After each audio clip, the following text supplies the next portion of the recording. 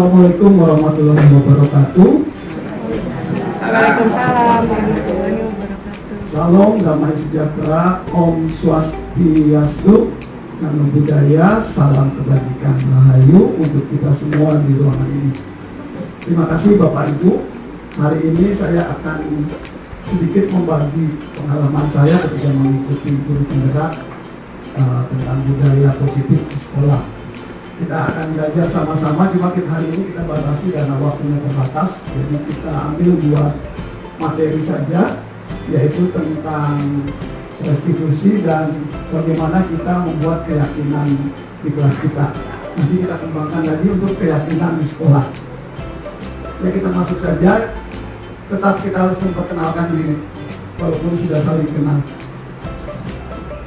Ya, perkenalkan, nama saya Randy Tribowo. Saya bertugas di tempat ini di SDN Cilincing 01 pagi. Saya calon guru penggerak angkatan ke-7.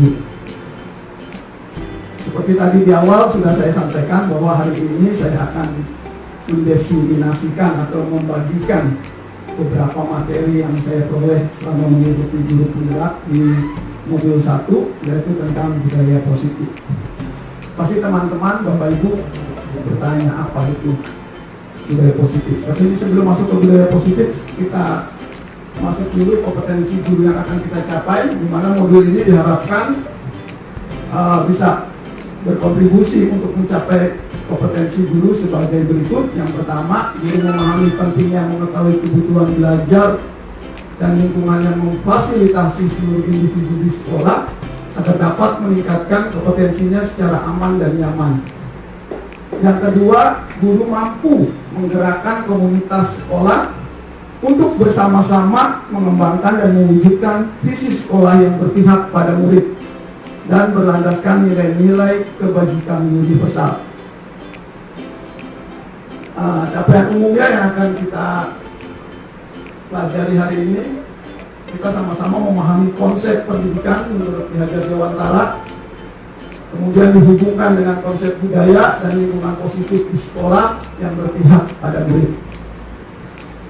Selanjutnya, kita sama-sama juga akan melakukan evaluasi dan refleksi tentang praktik disiplin dalam pendidikan Indonesia secara umum untuk mendapatkan pemahaman baru mengenai konsep disiplin positif untuk menciptakan murid dengan profil pelajar Pancasila. Kemudian memahami peran sebagai guru untuk membangun budaya positif dengan menerapkan konsep disiplin positif dalam berinteraksi dengan murid.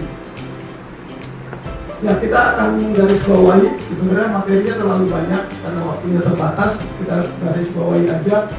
Kita akan masuk mendemonstrasikan pemahaman guru mengenai konsep budaya positif yang kita angkat, yaitu keyakinan kelas, hukuman, dan penghargaan, serta 5 posisi kontrol guru dan segitiga restitusi. Nanti masing-masing akan kita bedah, kita bahas bersama-sama.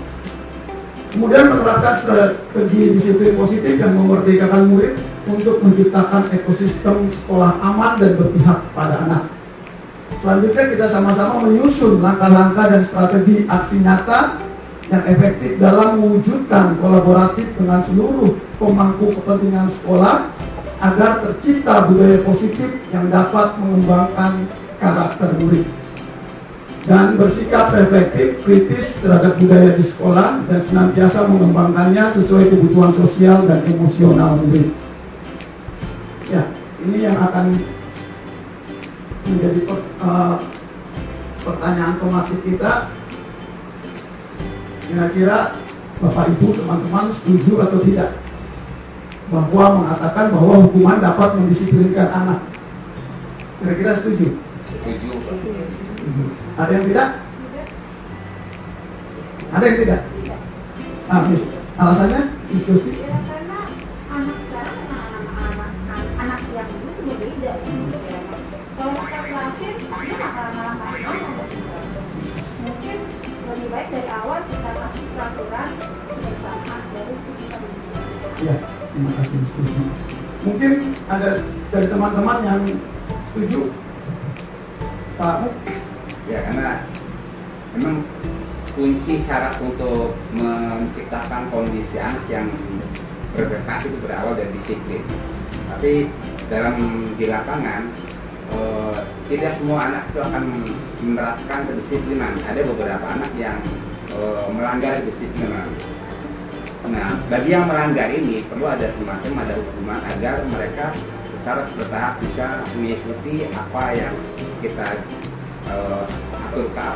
bikin dalam aturan, sehingga memberi hukuman yang dapat memberikan efek pada mereka agar berubah dari yang melanggar menjadi taat agar ada aturan yang telah kita buat dalam aturan yang berupa disiplin dalam di kelas gitu. Ya, terima kasih Pak Mu. Ya, ya nanti kita rangkum aja ya. Kira-kira seperti apa ini sebagai pertanyaan pemantik kita supaya kita lebih mudah untuk memahami apa itu budaya positif. Yang kedua, pemberian hukuman dengan hal positif. Contohnya gini, dia berbuat salah, terus dihukumnya membaca atau dihukumnya membersihkan halaman sekolah. Apakah itu dapat meningkatkan disiplin anak? Dapat, Pak. Setuju? Tidak setuju? Setuju? Setuju. Ada yang tidak setuju? Setuju. Nah, rata-rata semua setuju, Miss? Setuju. Ayo, Ki? Setuju, ya. Nanti kita bahas sama-sama ya. Kemudian, apakah memberi penghargaan, reward, dapat meningkatkan motivasi belajar anak? Setuju. Soalnya sering saya lakukan di PPG. Nggak boleh Setuju. Baiklah. Kita lanjutkan. Mudah-mudahan dari pertanyaan pemantik ini Dikasihnya donat. membuka wawasan kita. Ya. Dari beberapa teori para pakar nanti kita bedah. Kita lanjutkan. Nah, sebenarnya di pembahasan ini kan banyak nih, kita akan membahas 5-6. Tetapi hari ini karena waktunya terbatas, kita membahas keyakinan kelas, restitusi 5 posisi kontrol, dan restitusi segitiga restitusi. Nah, nanti terkait dengan hukuman dan sebagainya adanya di restitusi. Ya, kita lanjut. Nah, ini disiplin positif dan nilai-nilai kebajikan universal.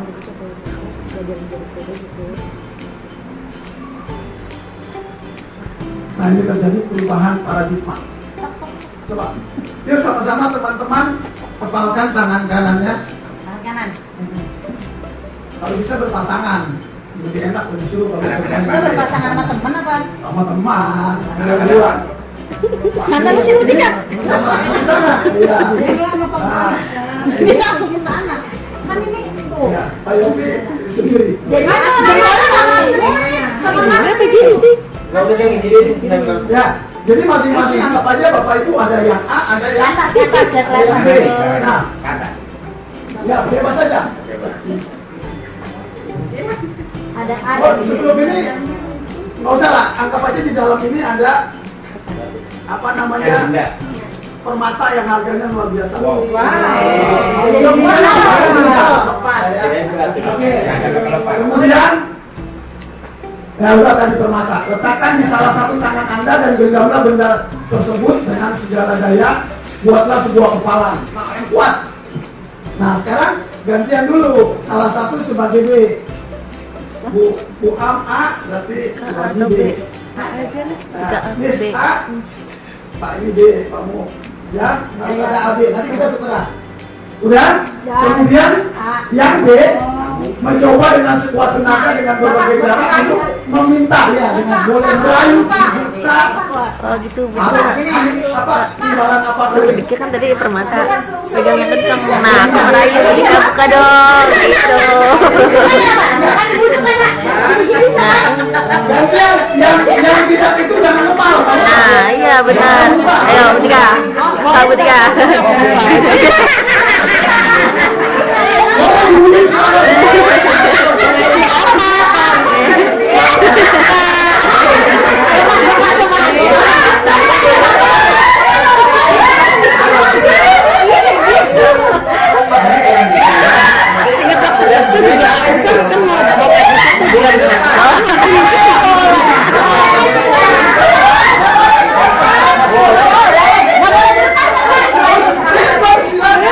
Oh, buat Ika mah dengan senang hati Pak, melepas. gimana? Seandainya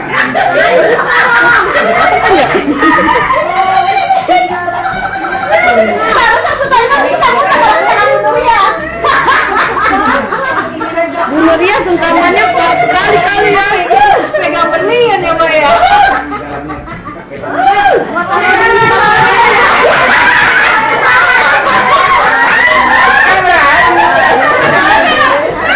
Nah, oke.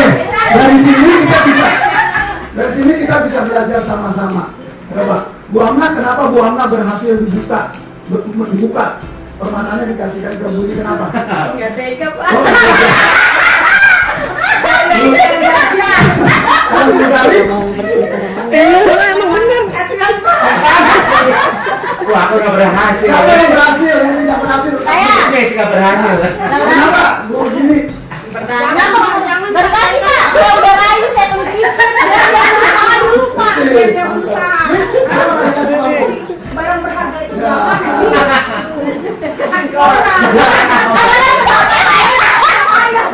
Barang berharga. Ya, inilah sebenarnya paradigma barunya yang selama ini kita nggak menyangka, ya Bapak Ibu ya. Selama ini anggap, woi kita sebagai seorang guru, apa yang kita perintahkan pasti akan dilaksanakan. Sama seperti tadi, Bu ini sebagai guru, Bu Amna sebagai siswa. Kalau kayak Bu Dini nggak mau kekeh dengan keyakinannya, tidak akan pernah ya Bu guru itu bisa menyetir diri siswa ya. Belajar. Kalau nggak punya keyakinan dari dalam untuk belajar, tidak akan pernah bisa. Jadi selama ini kita salah. Selama ini kita sebagai tenaga pendidik menganggap bahwa murid bisa karena gurunya, bukan. Ternyata karena kemauan dari siswa sendiri atau dari dalam intrinsik, dari dalam diri dia. Kalau dia emang mau berubah, ya dia akan berubah. Kalau dia lagi bilang lagi nggak mau berubah, ya tidak akan pernah berubah. Begitu juga kita. Kalau kita kekeh, karena saya kasihan juga, saya gitu. Itu kan karena kemauan kita, bukan karena kemauan teman kita atau guru kita. Kayak ini kan ini permata, nggak bakal saya kasih. Jadi pada dasarnya semua itu bukan tergantung dari luar, tapi tergantung dari dalam. Tidak dengan faktor X, pemaksaan ya. Mungkin ini lebih kecil, ini lebih gede.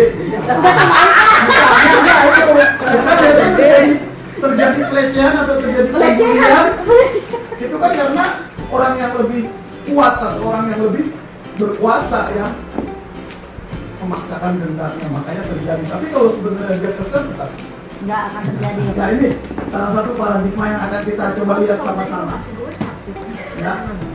Nah, dulunya seperti itu, bilangnya guru itu mengontrol murid, ya kan? Jadi perubahan paradigma teori kontrol, di mana ilusi kontrolnya bahwa guru itu mengontrol murid. Terus ilusi bahwa kritik dan membuat orang merasa bersalah dapat menguatkan karakter dan dapat memperoleh. Itu kalau orang salah nih harus diberi hukuman supaya anak itu cerah. Tapi ternyata di paradigma baru ini tidak seperti itu. Ya. Kemudian ilusi bahwa semua penguatan positif efektif dan bermanfaat. Lalu ilusi bahwa orang dewasa memiliki hak untuk memaksa. Ya, itu yang lama. Sekarang udah paradigma yang baru. Nah, perubahan paradigma stimulus respon berdasarkan teori kontrol, teori pilihan. Siapa sesungguhnya yang memiliki kontrol?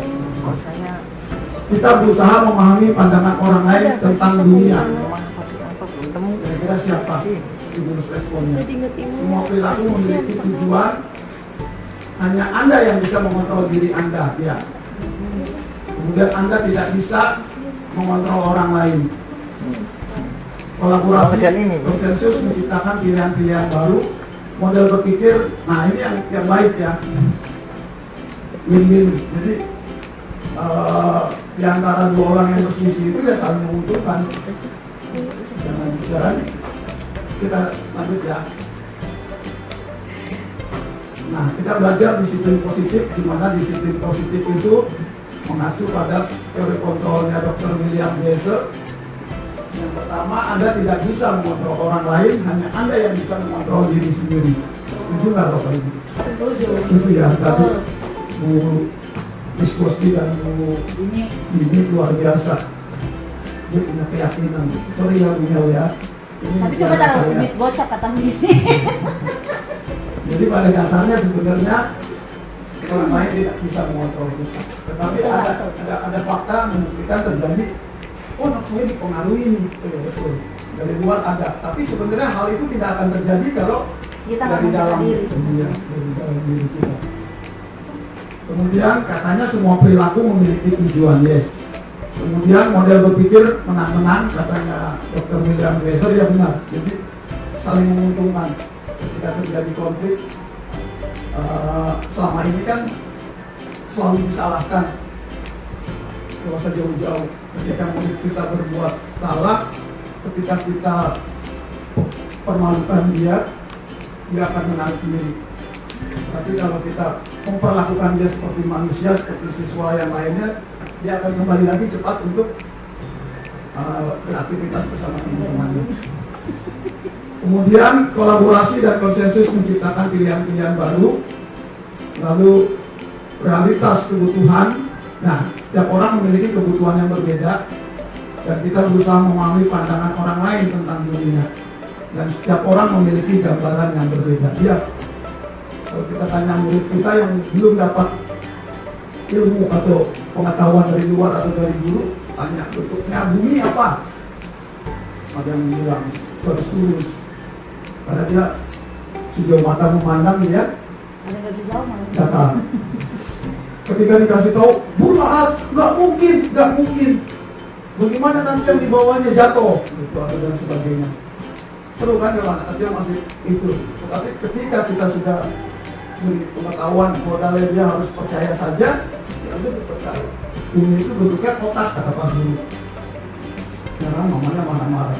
Gurunya siapa?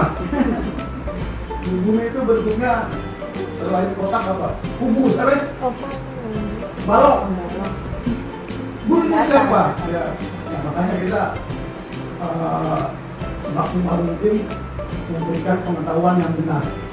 Nah, dari Anda tidak bisa mengontrol orang lain, hanya Anda yang bisa mengontrol diri Anda, maka masuk di sini makna disiplin. Ya, belajar kontrol diri dengan menggali potensi kita agar tercapai tujuan yang mulia. Yaitu sesuatu yang menjadikan seseorang yang kita inginkan berdasarkan nilai-nilai yang kita hargai. Ya, dari semua perilaku, misalnya dari teori motivasi itu ada 3, menghindari hukuman. Kenapa kita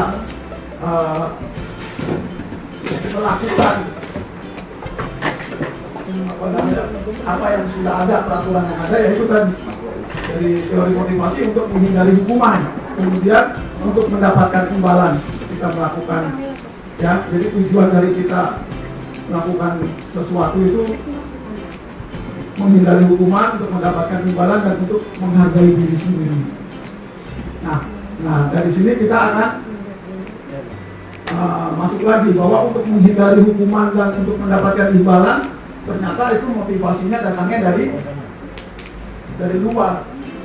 Kalau kamu bisa juara kelas, mama beliin motor, dia termotivasi karena dari luar, dari mamahnya. Tetapi kita lihat nanti apa dampaknya. Kemudian ketika dia paham, ya, perilaku yang dia buatkan, yang dia kerjakan atau yang dia lakukan itu merupakan untuk menghargai diri sendiri, nah itu adalah motivasi dari dalam diri. Nanti kita lihat juga timbal baliknya. Kemudian untuk menghargai diri, dari motivasi intrinsik tadi ada nilai-nilai kebajikan, ada nilai-nilai baik yang diterapkan atau yang akan ditanamkan ke diri anak tersebut, dan nanti berubah menjadi keyakinan kelas. Jadi itu yang akan kita terapkan di kelas kita masing-masing. Lalu model berpikir menang-menang, kolaborasi dan konsensus menciptakan pilihan-pilihan baru. Masuk pada 5 posisi kontrol. Jadi 5 posisi kontrol yaitu penghukum. Kita sebagai penghukum, nah ini biasanya sudah melekat nih di diri para bapak ibu guru. Menghukum, kemudian membuat rasa bersalah. Nanti kita belajar sama-sama. Kapan kita berkata-kata bahwa kata-kata kita itu membuat rasa bersalah. Kemudian kadang-kadang guru jadi teman, ya. Diskusi itu yang paling digemari sama murid-murid. Mis, kalau istirahat murid saya ke kelasnya diskusi. Karena dia menganggap diskusi bisa dijadikan teman, dia nggak marah. Pak Yopi juga, Pak Yopi, oh pamuk, fansnya banyak kalau pamuk. Ya. Ya, karena dia merasa ini guru ini bisa jadi teman. Nah, kemudian kita juga sebagai pemantau. Kemudian yang terakhir ini yang harusnya kita lakukan sebagai seorang guru, kita adalah manajer. Bagaimana kita memanajemen siswa-siswa kita. Nanti ada hubungannya dari manajer, kemudian kembali lagi berhubungan dengan menghargai diri sendiri. Kemudian dari manajer itulah yang akan kita pelajari, yaitu segitiga restitusi. Jadi apa sih segitiga restitusi? Ya, dimana disebut segitiga karena ada tiga sisinya. Yang pertama menstabilkan identitas, kemudian validasi kebutuhan, kemudian menanyakan keyakinan. Nah ini nanti ada kaitannya. Restitusi, segitiga restitusi akan bisa dilaksanakan apabila kita sudah sama-sama membuat keyakinan kelas. Nanti yang langkah awal kita coba bersama-sama belajar keyakinan kelas. Ya, pada dasarnya manusia memiliki 5 kebutuhan dasar, yaitu bertahan hidup, penguasaan, kasih sayang dan rasa diterima, kesenangan dan kebebasan. Jadi bagaimana kita bisa memberikan kasih sayang dan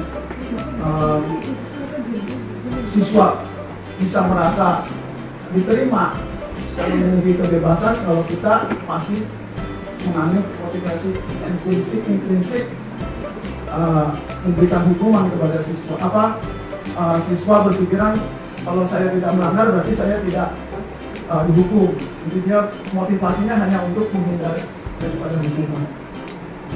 Atau ada iming-iming dikasih motor baru mau belajar. Nanti ada dampaknya nih, dampaknya seperti apa. Nah, kita mundur dikit. Jadi disiplin itu berasal dari bahasa Latin disiplina, yang artinya belajar. Makna asal dari kata ini berkonotasi dengan disiplin diri dari murid-murid Socrates dan Plato. Disiplin diri membuat orang menggali potensinya menuju sebuah tujuan dan apa yang dia hargai. Namun dalam budaya kita, makna kata disiplin telah berubah menjadi sesuatu yang dilakukan seseorang pada orang lain untuk mendapatkan kepatuhan. Jadi ketika orang lain melakukan kepatuhan itu disebut disiplin. Kalau menurut budaya kita. Nah, kecenderungan umum adalah menghubungkan kata disiplin dengan ketidaknyamanan, bukan dengan apa yang kita hargai atau pencapaian suatu tujuan mulia. Padahal kalau itu datangnya dari dalam, itu akan menghasilkan sesuatu yang mulia, ya, dengan tujuan yang mulia. Dalam memberikan apresiasi atau pengakuan perlu diingat beberapa hal. Beri dukungan secara khusus, kemudian beri pengakuan secara pribadi. Nah itu lebih baik dibandingkan dengan memberikan reward itu dilihat ditonton. Kemudian beri pengakuan kepada semua murid, jadi harus bergantian, kita harus sering memberikan penguatan. Kemudian beri pengakuan secara konsisten, kemudian fokus pada proses. Jadi bentuk program kebajikan atau apresiasi.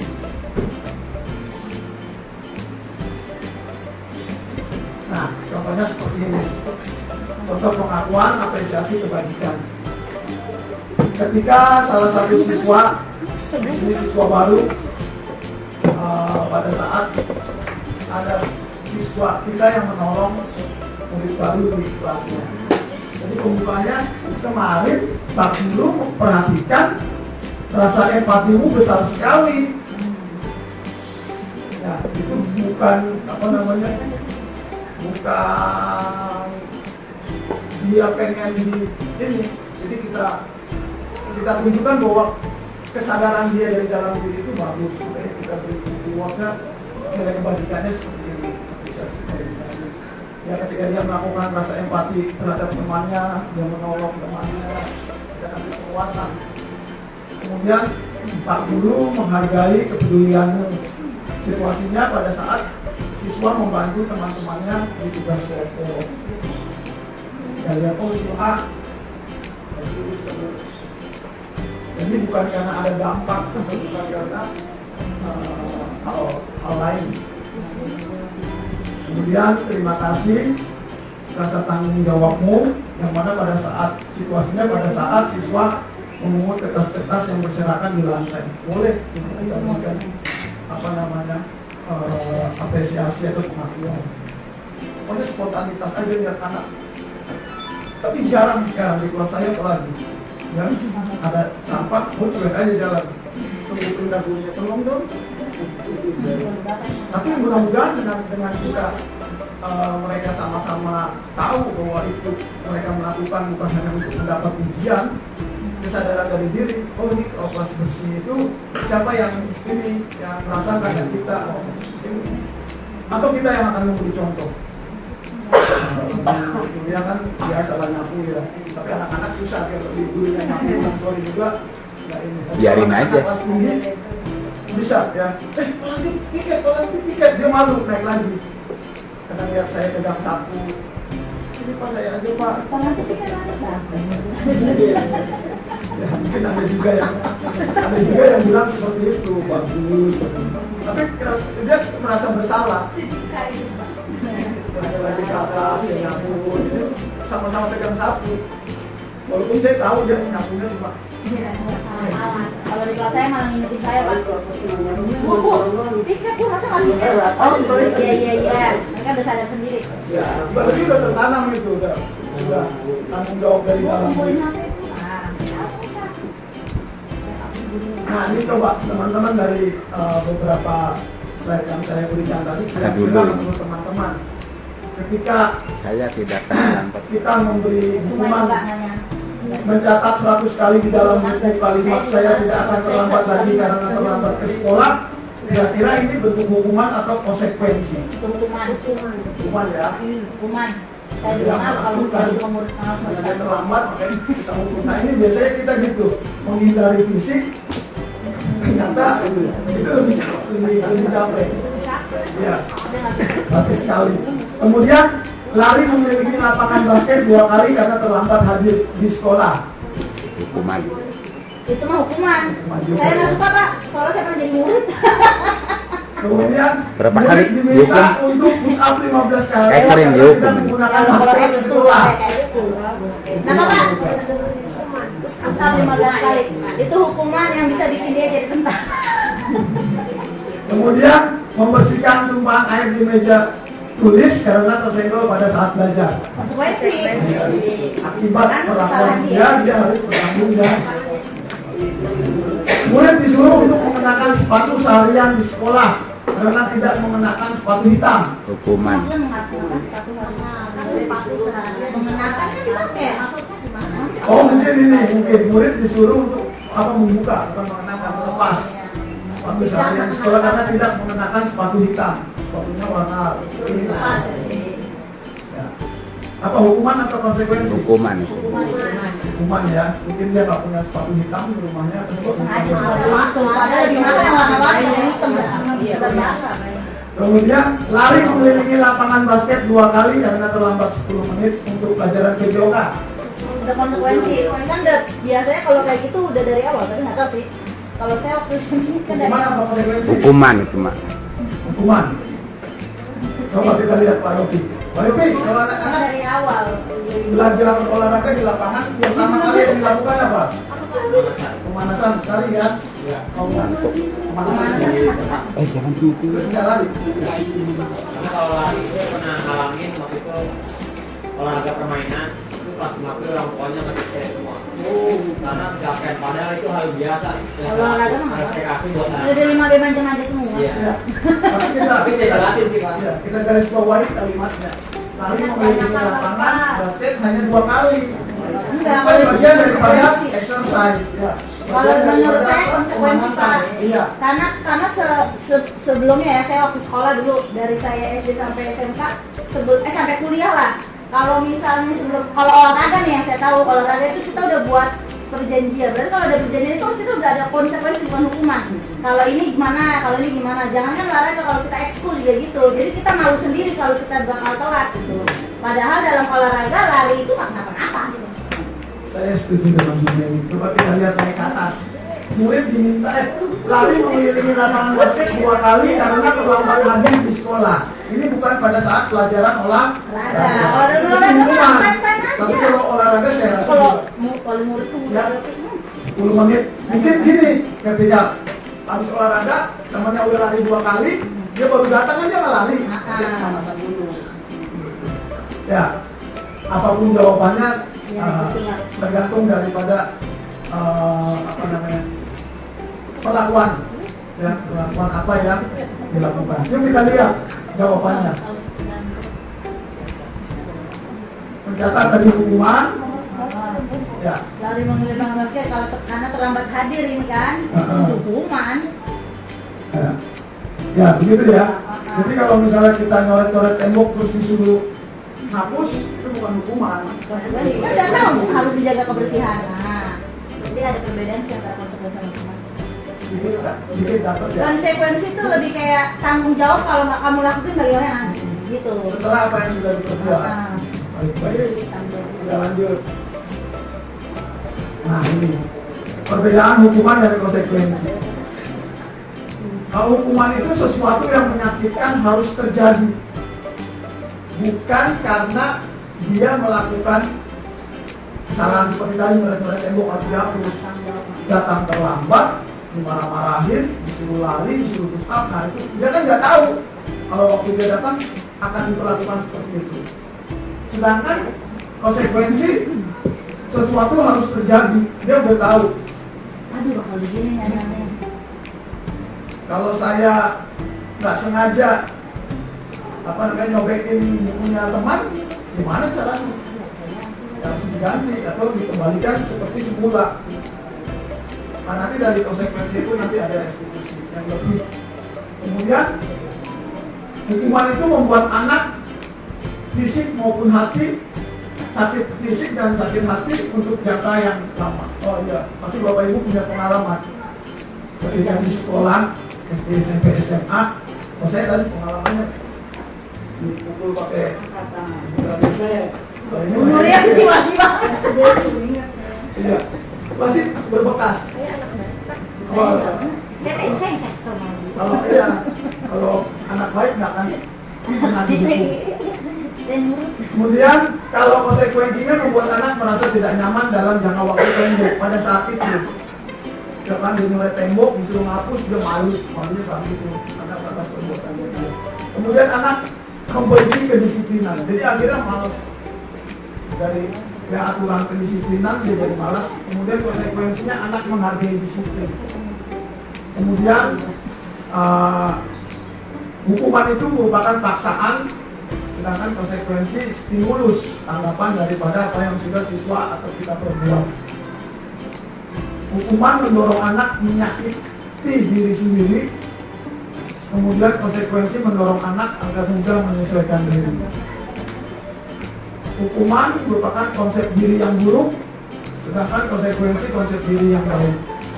Anak belajar untuk menyembunyikan kesalahan, kemudian konsekuensi anak belajar untuk mematuhi peraturan. Hukuman marah, rasa bersalah, permalukan, merasa tak dihargai, sedangkan konsekuensi kehilangan hak, dibuat tidak nyaman, diasingkan untuk sementara karena atas perbuatan yang tidak dilakukan. Nah, nanti kita belajar dari sini menuju hal yang lebih baik. Hukuman itu merupakan identitas gagal, sedangkan yang dimaksud dengan identitas sukses itu adalah konsekuensi dan restitusi. Ya, konsekuensi itu udah baik, tetapi kita mau yang lebih baik. Jadi kita mau lebih baik daripada konsekuensi. Sesuatu yang menyakitkan harus terjadi tadi kan, konsekuensinya sesuatu harus terjadi, sedangkan restitusi nanti merupakan pilihan. Nanti kita belajar ya. Jadi ketika anak berbuat salah, tidak jadikan anak hukuman, terus bukan sesuatu yang harus terjadi, tapi itu nanti menjadi suatu pilihan. Anak itu nanti milih apa yang harus diperbuat, sehingga ketika dia mengalami yang berikutnya dia akan berusaha sadar. Kemudian hukuman tidak nyaman untuk murid anak untuk jangka waktu panjang, sedangkan konsekuensi tidak nyaman untuk murid atau anak untuk jangka waktu pendek. Nah, restitusi lebih baik lagi, menguatkan untuk murid atau anak dalam jangka waktu panjang. Jadi penasaran kita ya, restitusi apa sih restitusi? Kemudian hukuman itu anak atau murid akan tersakiti, konsekuensi anak dibuat tidak nyaman, restitusi murid atau anak mendapatkan penguatan. Pak, jadi kalau anak buat salah malah dapat penguatan. Jadi semua anak-anak kita nanti pada buat salah. Enggak. Tapi nanti anak-anak kita tahu bahwa yang dia lakukan itu adalah salah. Makanya kita jangan menghukum. Nah, dari sekarang kita belajar bagaimana ini menerapkan restitusi ini kepada anak-anak. Ya, pernah. Jadi kalau hukuman itu menjadi negatif aja. Sedangkan kalau konsekuensi netral, restitusi positif. Nah, ini kita mau belajar budaya positif, yaitu nanti ada sedikit perbedaan itu wajar ya. Kayak tadi di awal-awal, boleh nggak kita menghukum anak? Boleh nggak kita memberi hadiah kepada anak? Setuju gitu. Ternyata ada yang lebih baik, ada yang bisa kita kerjakan lebih baik untuk peserta didik kita, yaitu restitusi. Nah, kita lihat apa sih itu restitusi? Jadi restitusi adalah proses menciptakan kondisi bagi murid untuk memperbaiki kesalahan mereka. Jadi mereka dibuat sadar bukan karena hukuman, tetapi mereka sadar sendiri apa yang telah mereka perbuat. Jadi proses menciptakan kondisi bagi murid untuk memperbaiki kesalahan mereka, sehingga mereka bisa kembali pada kelompok mereka dengan karakter yang lebih kuat.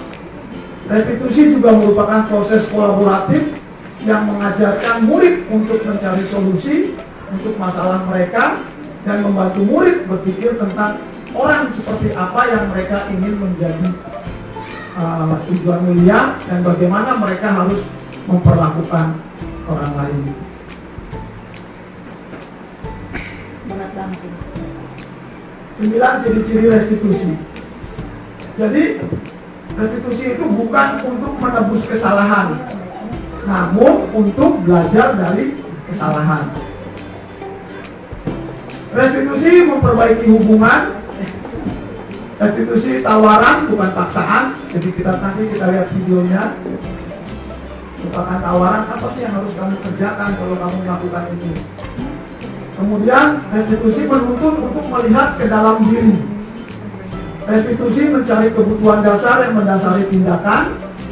Restitusi diri adalah cara yang paling baik ya, dari hukuman, konsekuensi, restitusilah yang paling baik. Restitusi fokus pada karakter bukan tindakan. Restitusi fokus pada solusi. Restitusi mengembalikan murid yang berbuat salah pada kelompoknya. Nah, ini yang paling berat ya. Biasanya anak-anak setelah mengalami hukuman, mereka dijauhkan teman-temannya. Sama juga di dalam kehidupan kita bermasyarakat, negatif thinking kita nggak bakal lepas. Kalau ada tetangga kita baru lepas dari penjara. Betul Pak. Udah gitu, kesalahannya membunuh. Dia kalau sebut aku nih, nanti kamu dibunuh. apalagi itu. Kalau permasalahan Perkosa. aduh, Wah, nanti jangan ini, nanti kamu diperkosa. Awas itu bumel. Ada penculikan. Nah, ini yang harus kita kembalikan. Ya, makanya harus ada banyak dikasih ini kalau yang habis pemerkosaan keluar dari penjara itu dikasih gelang kaki pakai GPS, jadi kemana dia terlacak dimanapun ya negara kita bisa ya, lakukan. itu nanti hukuman terus jadinya. Misalnya karena ketika orang dipantau. melakukan itu dia terpantau. Kalau kemana nih di jam segini gitu. Kalau melakukan hal baik terus itu gelang akan terlepas. Itu di satu negara gitu Pak. Sip. Ada Ya, kita lanjut ya. Nah, kemudian kita masuk keyakinan kelas ini. Ya, ada dua institusi dan keyakinan kelas. Sebelum kita masuk keyakinan kelas, kita mundur dulu. Kita lihat apa restitusi. Nanti kita baca apa nonton video. Saya sudah nyiapkan video.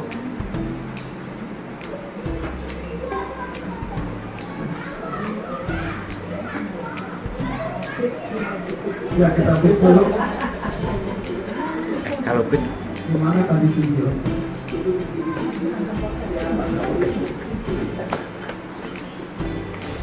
Ayo Pak di mana?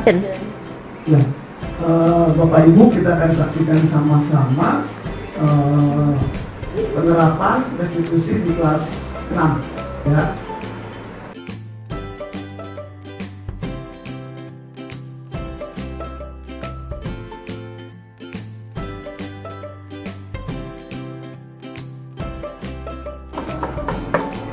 Permisi, selamat siang. Silakan masuk. Mari silakan duduk Sipa.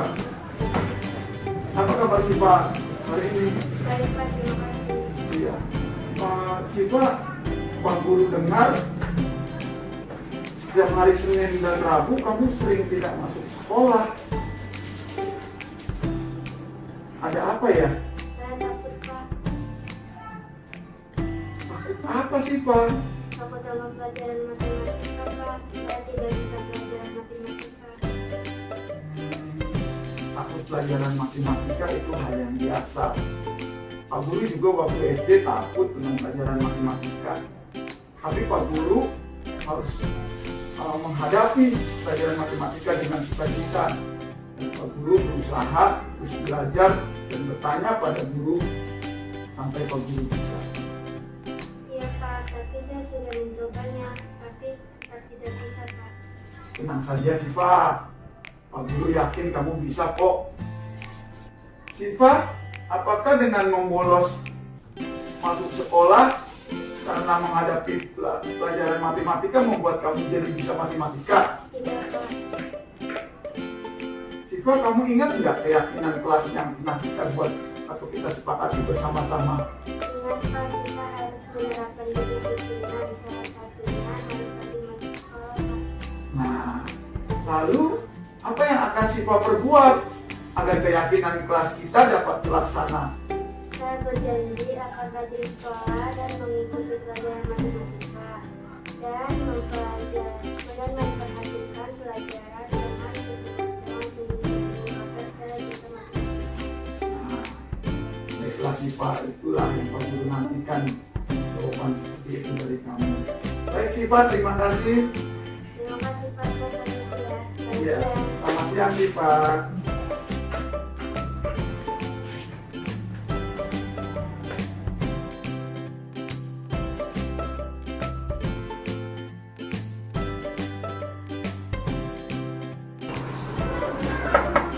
Selamat siang Pak.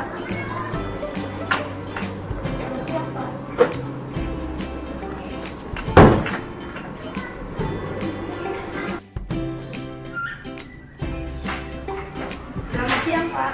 Selamat siang Mbak Im. Silakan duduk Mbak Im. Apa kabarmu hari ini Mbak Im? Baik Pak, terima kasih. Alhamdulillah. Mbak Im, belakangan ini kamu sering terlambat masuk sekolah. Ada apa ya? Saya bangun kesiangan Pak. Mengapa bisa bangun kesiangan? Apa yang sudah kamu perbuat di malam hari Mbak Im? Saya asik main game online Pak, hingga larut malam. bermain game online boleh-boleh saja. Terlambat masuk sekolah juga hal yang biasa. Tapi jangan karena keseringan main game online sampai larut malam mengakibatkan kamu sering terlambat masuk sekolah, Pak Im. Iya Pak, saya minta maaf, saya salah.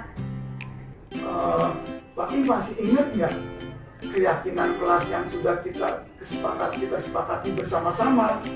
Ingat Pak, kita harus menerapkan kedisiplinan. Salah satunya harus rajin masuk sekolah tepat waktu Pak. Bagus.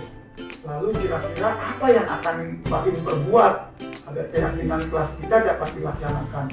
Saya berjanji tidak akan bermain game online hingga larut malam dan akan masuk sekolah tepat waktu Pak, agar dapat mengikuti pelajaran dengan baik. Bagus, Pak Im. Kamu memang murid Pak Guru yang bisa diandalkan. Terima kasih ya, Pak Im ya. Terima kasih Pak. Selamat permisi. Selamat siang. Selamat siang, Pak Im.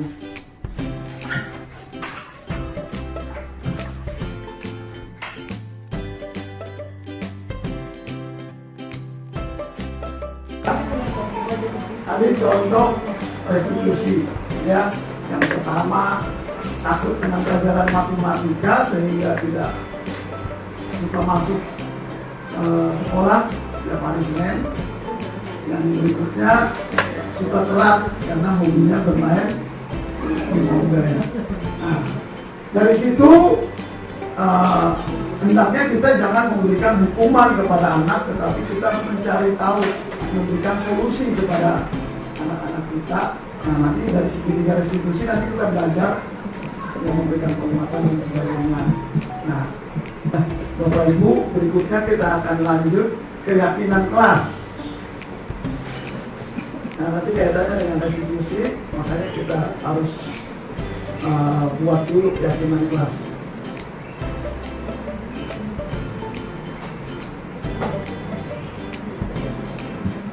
Cut. Nggak mau lagi Mas Tri. Kaitannya di awal judul kita budaya positif. Jadi ketika kita sudah membudaya hal positif, kemudian lingkungan kita jadi positif. Nah, berawal dari keyakinan kelas. Ketika kita sudah bisa menerapkan keyakinan di kelas kita lebih kembang di lingkungan sekolah, karena nanti akhirnya sudah membudaya dan menjadi budaya. Nah, Ibu yang mana yang merupakan keyakinan kelas? Mengapa? Ini ada TK Dharma Wanita Kesatuan 1. Kesepakatan kelasnya datang tepat waktu, mengucapkan salam, menjaga kebersihan sekolah, berdoa sebelum dan sesudah kegiatan, aktif dalam pembelajaran, tertib. Nah, kita masuk yang mana nih? Keyakinan kelas. Yang ini apa yang ini? Ini kan ada peraturan nih, peraturan. Yang ini peraturan TK Dharma, yang ini kesepakatan kelas. Kami guru dan murid saling menyayangi. Kami murid yang semangat belajar, kami murid yang peduli dengan teman-teman. Nah ini ya, jadi ini yang dimaksud dengan keyakinan kelas. Jadi bukan hanya untuk siswa, tetapi gurunya juga harus terlibat. Kami guru dan murid saling menyayangi. Begitu juga kami guru dan murid saling menghormati, menghargai. Jadi kan selama ini peraturan itu dibuat hanya untuk siswa. Ya, kalau saya ingat waktu kuliah, mungkin teman-teman pernah di ospek juga dari law of the rule. Yang pertama, senior tidak pernah salah. Kedua, jika senior salah, dia poin 1. Kita muter-muter di situ. Sengaja dikerjain gitu. Begitu juga kita, ketika kita di sekolah juga begitu, secara nggak langsung kita melakukan gitu. Ketika muridnya nanya, kita beritahu siap jawabannya, PR. Nah, kita cari sama-sama jawaban. Kalau kita siap baru. Nah, jadi ini merupakan kesepakatan ini keyakinan ya. Kami guru dan murid saling menyayangi. Kami murid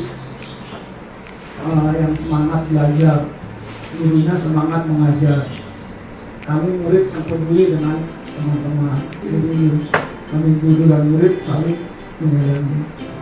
Jadi kesepakatan, lebih daripada kesepakatan dilakukan menjadi keyakinan di kelas.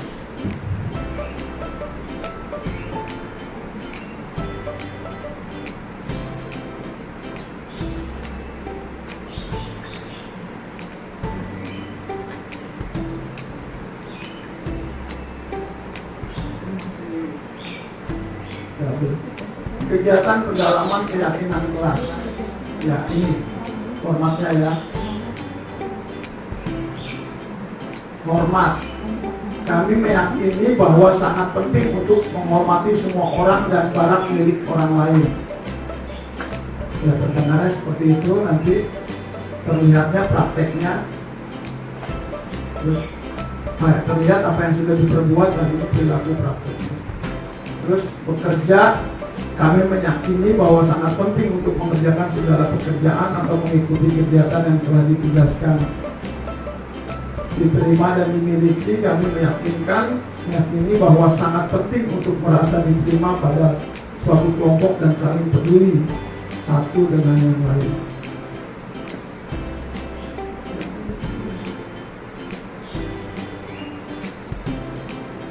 Kegiatan pendalaman untuk keyakinan kelas, kita menggunakan tabel T dan Y. Nah, tadi ya satu orang berbicara, yuk saya bantu.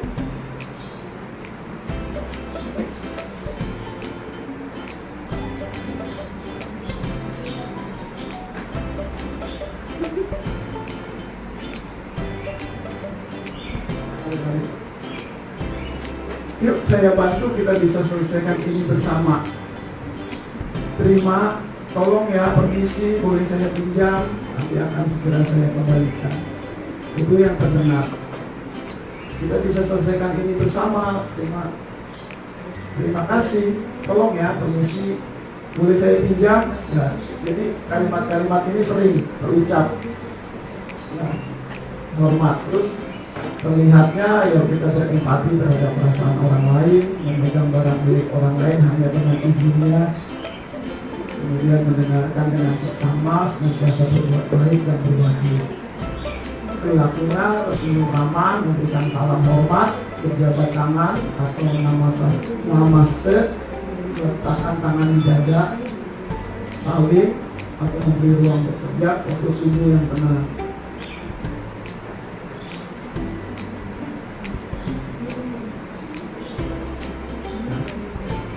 Selalu kembalikan buku ke tempatnya. Jadi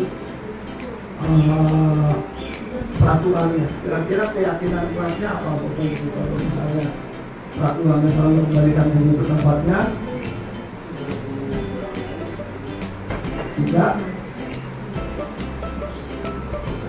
tidak mengambil barang yang bukan miliknya. Kalau mengganggu orang lain, kira-kira Menghargai. untuk keyakinan kelasnya saling menghargai. Nanti di sekolah 15 menit, kira-kira disiplin. Biar enak langsung aja, biar Bapak Ibu punya gambarannya. Itu tanggung jawab gitu. Kalau kembalikan itu ke tempatnya itu tentu keyakinan kelasnya tentu tanggung jawab. Dilarang mengganggu orang lain, menghormati orang lain. Hadir setelah 15 menit, menghormati orang lain dan komitmen tanggung jawab. Dilarang melakukan kekerasan, terkait keyakinan kelasnya keselamatan, menghormati orang lain. Dilarang menggunakan narkoba, kesehatan. Pergantian atau menunggu giliran, menghormati orang lain. Ya, menggunakan masker, kesehatan. Jangan berlari dari kelas atau koridor, keselamatan. Ya.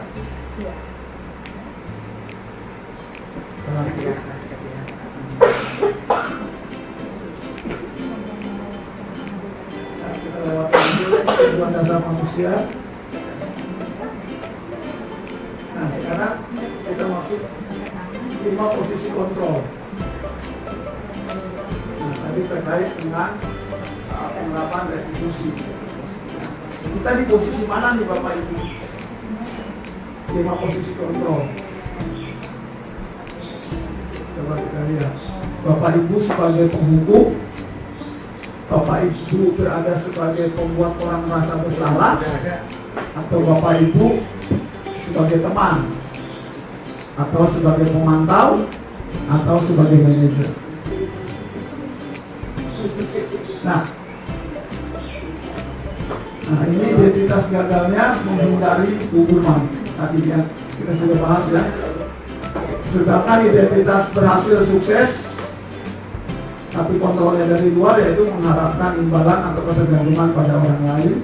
Yang terbaik adalah identitas berhasil sukses dari kontrol diri, menghargai diri sendiri. Nah, motivasinya guru berbuat apa? Menghardik, menunjuk-nunjuk, menyakiti, menyindir. Ya, kadang kita nggak sengaja.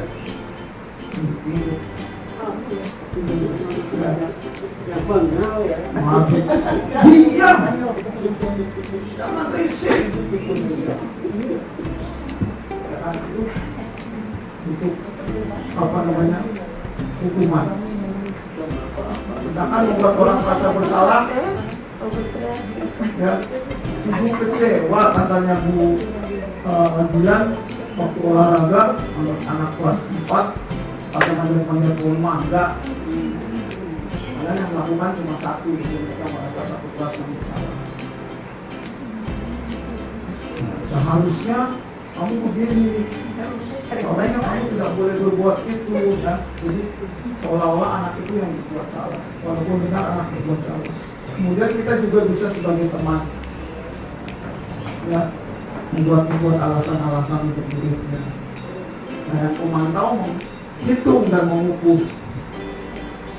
Jadi kalau kamu lakukan ini, ya kamu harus seperti ini. Sedangkan kalau kita nanti memposisikan diri kita, menerapkan restitusi kita sebagai yang kelima, posisi kontrol yang kelima, kita sebagai manajer, kita nggak menyalahkan, tetapi kita mengajukan pertanyaan-pertanyaan yang bisa memberikan alasan ke anak itu untuk tidak melakukan hal seperti itu lagi, seperti itu tadi. Seharusnya apa yang harus Mbak Ibu perbuat? Ya Pak, saya salah, saya minta maaf. Ini bukan karena kamu harus minta maaf ya, bukan. Tapi dia yang sadar. Nah, biasanya itu kata-katanya, ya. Nah, yang dilakukan dulu untuk. Nah, kita yang positif aja, nanti kita berlaku sebagai manajer ya. Walaupun berlaku sebagai teman, tapi kadang mereka nanti kecewa ketika mereka memposisikan kita sebagai teman, tapi ketika kita berhalangan digantikan dengan ini, nah, oh kok dia tidak seperti Pak Guru ini, ternyata dia nggak asik, kecewa.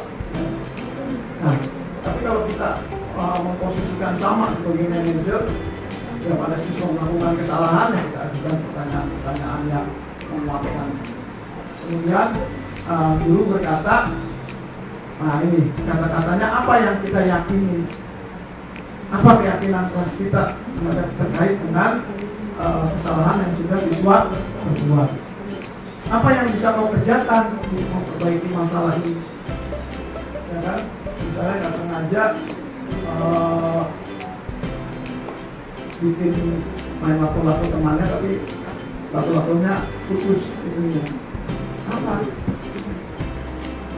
Saya akan mengganti Pak, silakan. Bisa dicari barang yang sama persis, diusahakan Pak. Jadi itu yang dulu katakan. Kemudian apa? Hasilnya menguatkan pribadi, ya. Jadi dia tidak merasa bersalah, tapi dia bertanggung jawab. Saya akan mengganti Pak.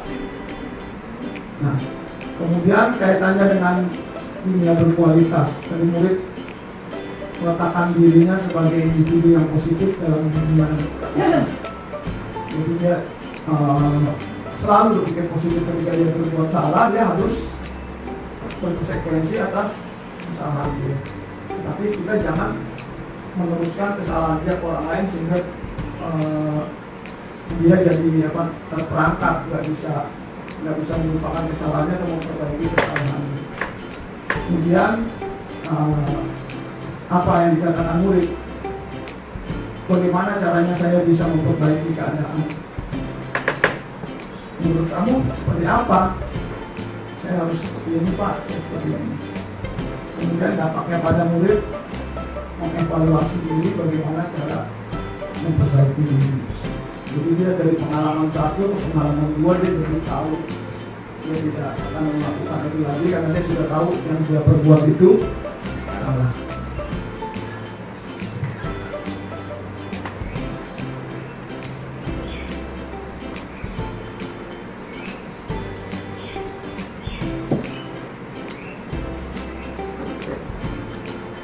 Ini pernyataan. Saya kecewa sekali dengan kamu. Ya, nah kata-kata seperti itu membuat orang lain merasa bersalah atau siswa merasa bersalah. Kamu tidak pernah belajar melakukan apa misalnya. Kemudian, ayolah lakukan begitu Bapak Ibu. Nah ini biasanya kata-kata ini. Kamu nggak kasihan sama ibu. Nanti kalau perbuatan kamu ini Pak Guru dihukum oleh kepala sekolah. Kadang-kadang kita secara tidak langsung tidak memberikan hukuman, tetapi kita sebagai kawan tapi yang pada dasarnya nanti itu mengancam ke siswa itu sendiri. Apakah kamu mau mendapatkan stiker bintang? Nah, itu tadi reward. Kemudian bagaimana kamu bisa menyelesaikan masalah ini? Nah ini yang paling baik. Jadi biar anak yang mencari, dia yang menyebabkan masalah, dia yang mencari solusinya, sehingga antara anak dengan orang yang merasa dirugikan tidak ada yang dirugikan. Ya kalau bahasanya tadi win-win, ya sama-sama menang. Kemudian kamu selalu yang paling terakhir. Ini bentuk pembunuhan. Kamu punya tugas paling terakhir sih. Yang terakhir nih.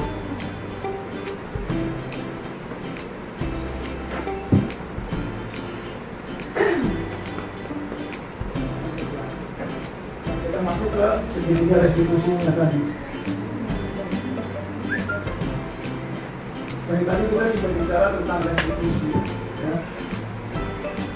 Apa yang menjadi nanti dengan keyakinan kelas dengan segitiga restitusi. Yang pertama, validasi kebutuhan. Yang pertama menanyakan keyakinan, kemudian menstabilkan identitas, dan yang ketiga memvalidasi kebutuhan. Nah, nilai-nilai apa yang telah kita sepakati itu pertanyaan-pertanyaan ke siswa untuk menanyakan keyakinan. Kamu ingin menjadi orang yang seperti apa?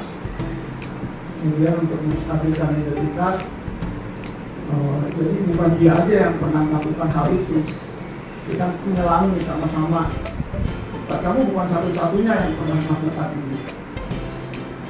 Dulu juga pernah waktu di SD. Jadi anak butuh penguatan supaya dia stabil, yang menstabilkan identitas.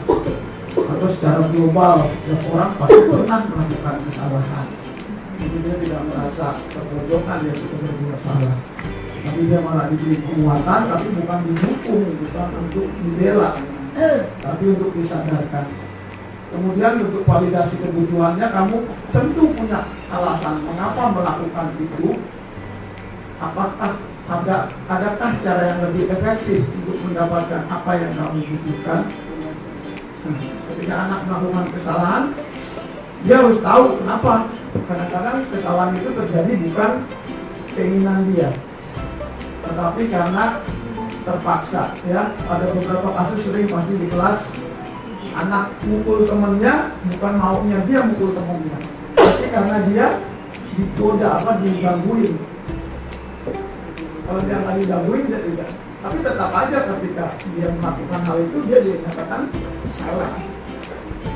Ya, biasa sering itu kalau dia anak kita disebut nama orang tuanya, dibalasnya dilempar pakai, maksudnya cuma nggak suka aja dilempar pakai pulpen, tancap pulpennya. Akhirnya dia harus bertanggung jawab. Ya, makanya kita harus tanya dulu alasannya kenapa dia melakukan hal ini. Terus adakah cara yang lebih baik, itu pertanyaannya.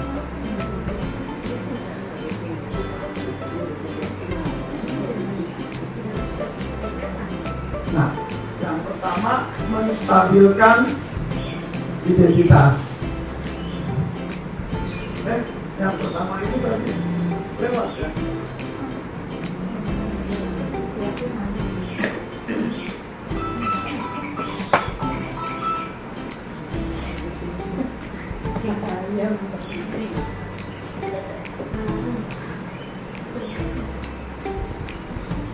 Ya, yang pertama tadi menanyakan keyakinan boleh lewat.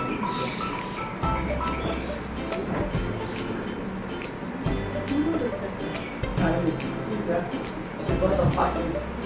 Yang pertama menanyakan keyakinan.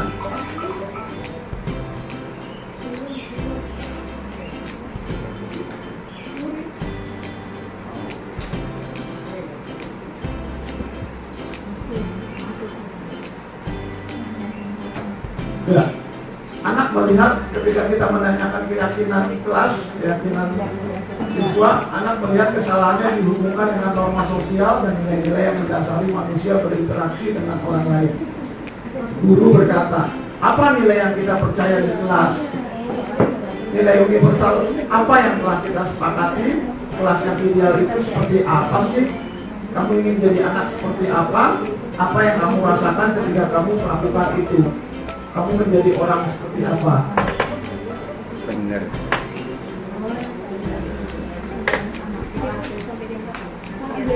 Ya, untuk membuat yang menstabilkan identitas, guru berkata, berbuat salah itu hal yang manusiawi. Tidak ada manusia yang sempurna. Bapak Ibu juga pernah buat salah. Kita pasti bisa menyelesaikan permasalahan ini. Bapak Ibu tidak tertarik untuk mencari tahu siapa yang benar dan yang salah. Bapak Ibu lebih tertarik untuk menyelesaikan masalah. Kalau kamu menyalahkan dirimu sendiri terus-menerus, apakah kamu bersikap baik pada dirimu sendiri?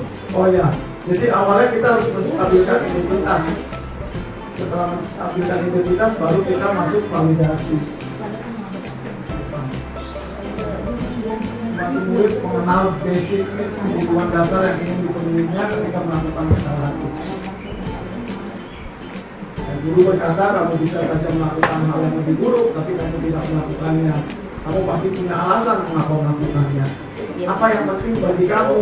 Kamu boleh tetap berusaha menjaga sikap itu, tapi tambahkan sikap yang lain yang baik.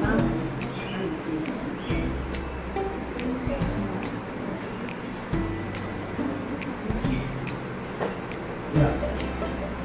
Intervensi ini bisa membantu murid kembali ke tujuan semula dengan cukup singkat, dengan cara non-konfrontatif. Pertanyaan-pertanyaan yang diajukan bisa dikemukakan oleh seorang pemantau atau manajer. Apakah kamu ingin berbuat lebih baik lagi?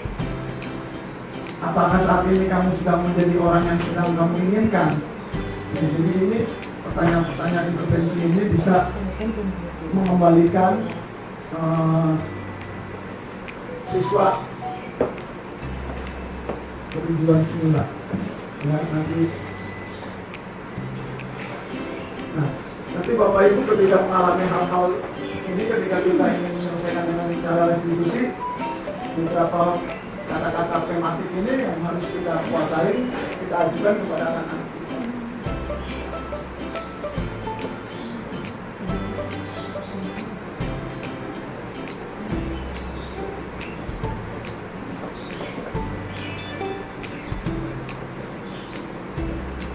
Kemudian dari intervensi,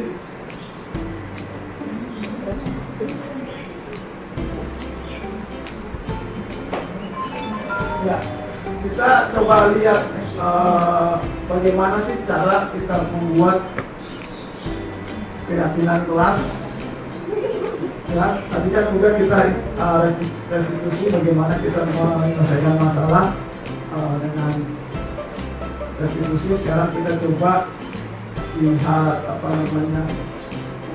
cara kita melakukan membuat keyakinan kelas di kelas kita masing-masing. Contohnya nanti di kelas saya ya, kelas 6. Coba kita setel. Gimana itu?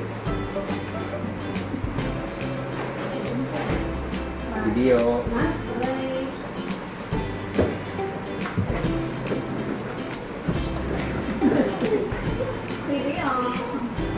Ya, baik Bapak Ibu, kita akan saksikan sama-sama membuat keyakinan kelas di kelas 6 tempat saya mengajar. Selamat siang anak-anak. Selamat siang. Apa kabarnya hari ini? Baik. Hari ini kita akan sama-sama membuat keyakinan kelas 6. Boleh, silakan. Ada yang tahu apa itu keyakinan kelas? Ya, baiklah. Keyakinan kelas itu adalah apa yang menjadi kesepakatan kita bersama yang akan kita jalankan di kelas 6 ini. Keyakinan kelas sama seperti peraturan kelas, tetapi dibuat oleh seluruh warga kelas 6. Paham? Baiklah. Kita akan memulai membuat keyakinan kelas 6. Pak Guru mohon kesediaan seluruh siswa untuk masing-masing menyiapkan satu apa yang harus kita yakini. Ya, jadi apa yang sudah kita buat bersama hari ini harus kita yakini bersama-sama. Ya, baiklah anak-anak, kita akan mulai saja. Minta tolong salah satu siswa untuk mencatat apa yang menjadi keyakinan kelas 6. Silakan Mifta bantu Pak Guru untuk menuliskan di papan tulis.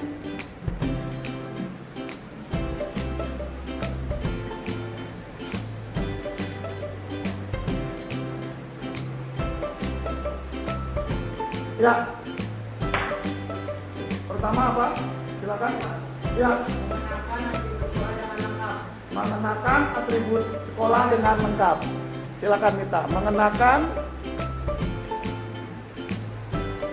atribut sekolah dengan lengkap.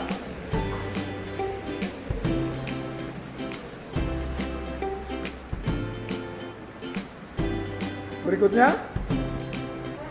Ya. Tidak boleh berkata kasar atau jorok. Tidak boleh Berkata kasar atau jorok. berkata kasar atau jorok.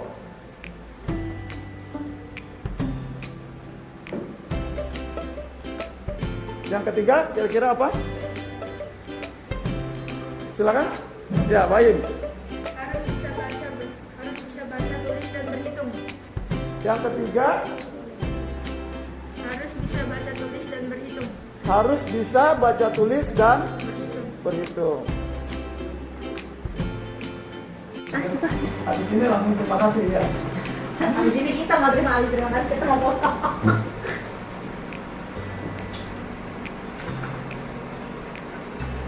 Cek.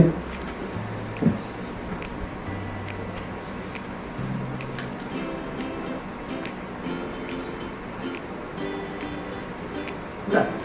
Oke. Ya. Baik Bapak Ibu, terima kasih. Kita akhiri kegiatan kita dengan refleksi.